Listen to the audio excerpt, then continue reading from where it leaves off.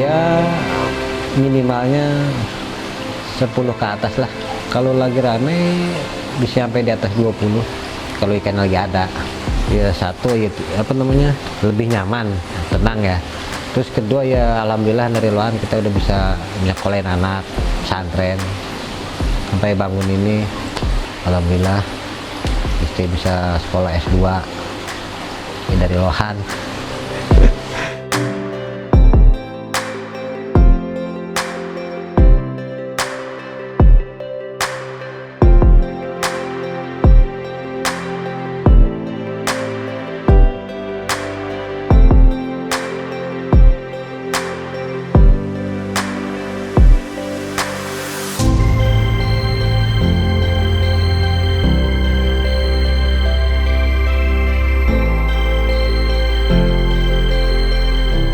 Bismillahirrahmanirrahim. Assalamualaikum warahmatullahi wabarakatuh. Perkenalkan, nama saya Samsudin, biasa dipanggil Udin Bule, yang nama populernya. Usaha saya ikan hias, ya terutama lohan. Awal mula saya usaha di ikan hias tuh dari tahun 2000. Udah main ikan dari ikan cupang, ikan mempis, ikan koki. Ikan koki agak lama, setelah itu baru mulai di lohan.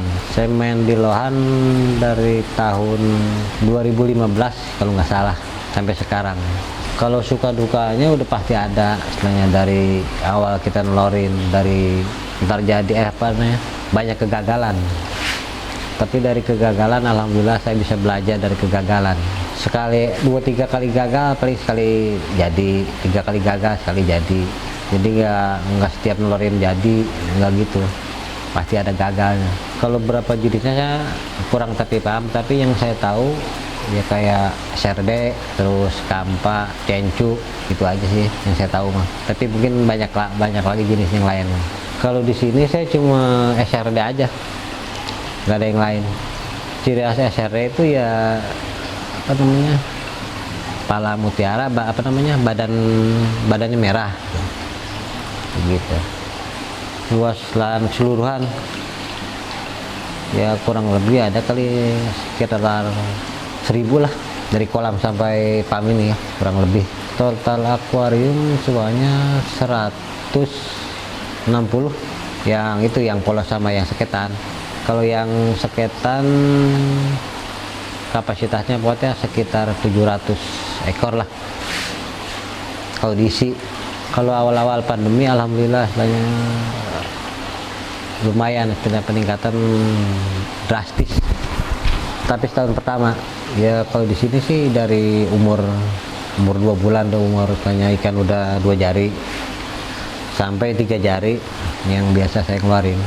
Satuan juga ada, tapi saya diutamakan partai gitu. Tapi ada yang beli 1-2 gitu, tapi diutamain partai. Ya yang kecewa pasti ada.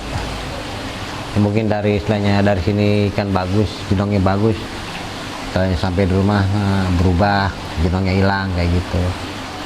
Ada yang mutasi kayak gitu. Biarpun dari sini bagus, sampai sana biasanya kan biasanya adaptasi. Rahasianya satu, kita ulet gitu ya, semangat dan pantang menyerah. Kalau dari segi istilahnya breed ya, kalau nge-breed itu terutama air, pH ya, pH-nya harus stabil.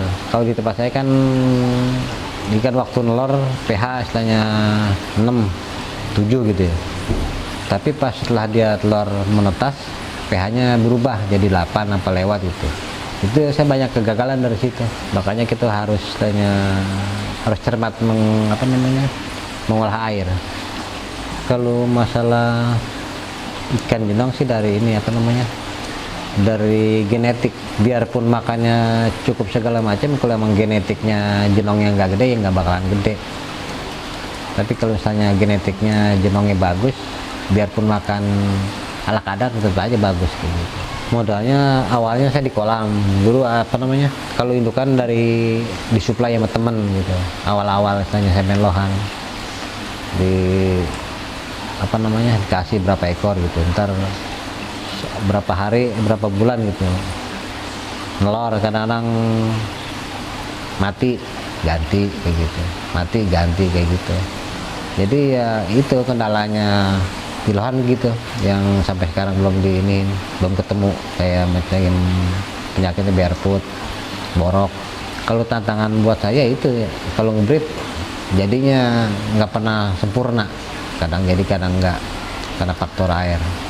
Jadi kalau menurut saya nggak ada yang istilahnya jago ngebreed pakar gitu ya, nggak ada kalau buat saya.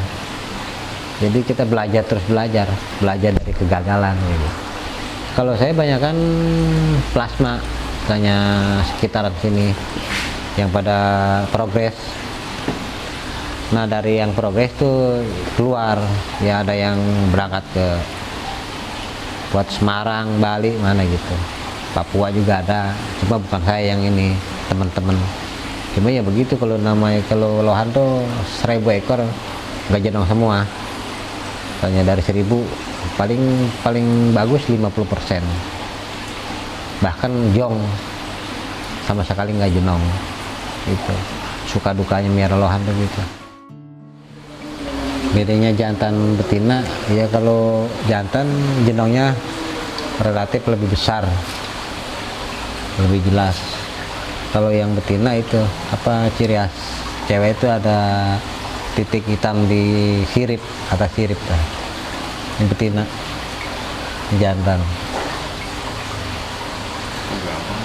Iya, gampang. Dari sirip kan? Iya, tapi nggak semua sirip di atas ada siripnya itu cewek, tapi ada juga cowok. Gitu. Suka nipu dia, Ge. Tetap lebih susah di Mas Koki. Di Mas Koki kalau yang belum paham ya mungkin susah ya, sulit ya. Tapi kalau yang udah biasa mah ya kan, kalau kayak Lohan, Koki gitu. Kalau udah biasa, udah paham, dilihat dari bodinya juga kita udah paham, oh ini cewek, apa ini jantan, ini betina, kayak gitu. Dari raut mukanya, apa namanya, muka si ikan, cewek sama cowok beda. Kalau yang udah paham, kalau yang udah mendalami, cowok, cewek. Kalau saya biasa nyartil Lohan tuh di umur 2 bulan. Kalau di kolam 2 bulan tuh udah harga dari 50 sampai 70 harganya kalau yang di kolam. Kalau udah naik tank kayak gini itu dari harga 100.000 sampai 250.000 standarnya. Kalau satuan lebih mahal lagi, kan beda. Kenapa saya pilih Lohan SRD ini gini, kalau SRD itu kan dari apa namanya, dari bawah peminatnya sampai atas kayak gitu. Jadi semua kalangan yang saya tahu kayak gitu.